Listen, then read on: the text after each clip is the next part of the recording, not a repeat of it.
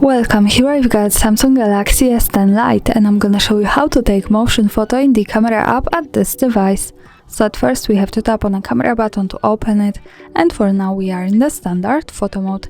Let's stay here and let's focus on this settings bar. Now we have to pick the second from the right button. Here by just one tap we can turn on motion photo, another tap to turn it off, and when we have this turn it on, when we take a picture we can get two in one, the photo and the short clip. So let me show you how it works. Let me keep it turned on and let me take the picture. To see it, let's move to the left to the button that follows us straight to the gallery, and this is our photo with option view motion photo. So when we pick this we can see the short clip. And that's all. Thanks for watching, subscribe our channel and leave the thumbs up.